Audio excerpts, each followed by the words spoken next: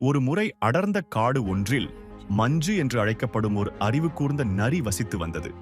அவள் மிகவும் புத்திசாலி, ஆனால் சற்று சோம்பேறி. அவள் சாப்பாடு கிடைத்தால் வேறெதிலும் கவலைப்பட மாட்டாள். ஒவ்வொரு நாளும் மஞ்சு தன்னுடைய குகையில் உறங்கிக் கொண்டிருப்பாள்.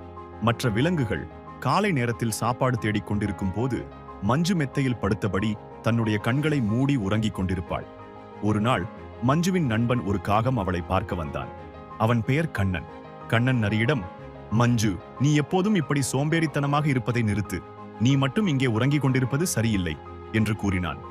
மஞ்சு சிரித்தபடி, ஓ காகா, நான் எதற்காக உணவை சேமிக்க வேண்டும்? எனக்கு எப்போது உணவு தேவைப்படுகிறதோ அப்போதுதான் வெளியே போவேன் என்று சொன்னாள்.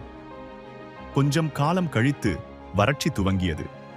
காடு முழுவதும் வெப்பமடைந்து மரத்தின் இலைகளும் பழங்களும் காய்ந்தே விட்டன. விலங்குகள் தங்களது சேமித்த உணவை உண்டு வாழ்ந்து கொண்டிருந்தன. ஆனால் மஞ்சு உணவை தேடி அலையத் தொடங்கினாள். அப்போது அவள், ஐயோ, உணவு கிடைப்பது ஏன் இப்படி கடினமாக உள்ளது என்று மஞ்சு கடுப்புடன் பேசியபடி அலைந்து கொண்டிருந்தாள்.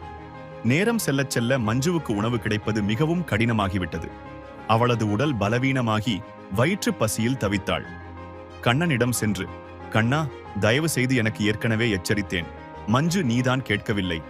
எதை எந்த நேரத்தில் செய்யப்பட வேண்டுமோ அதை செய்துவிட வேண்டும்.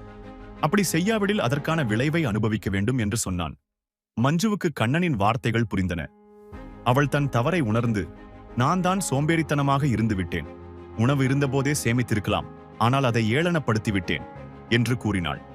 மஞ்சு கண்ணனின் உதவியுடன் உணவை சேமிப்பதற்கான வழிகளை கற்றுக்கொண்டாள். அவள் சோம்பேறித்தனத்தை விட்டு தன்னை மாற்றிக்கொண்டாள். நாளடைவில் காடு மீண்டும் பசுமை அடைய தொடங்கியது. மஞ்சு இப்போது சோம்பேறித்தனமாக இல்லாமல் உணவை சேமிப்பது, உரிய நேரத்தில் வேலை செய்வது போன்றவற்றை வழக்கமாக்கினாள். அந்த நாள் முதல் மஞ்சு மற்ற விலங்குகளுக்கு நேரத்தை மதிப்பது எவ்வளவு முக்கியமானது என்பதை சொல்லும் அளவுக்கு ஒரு நேர்மை கொண்ட நரியாக மாறினாள்.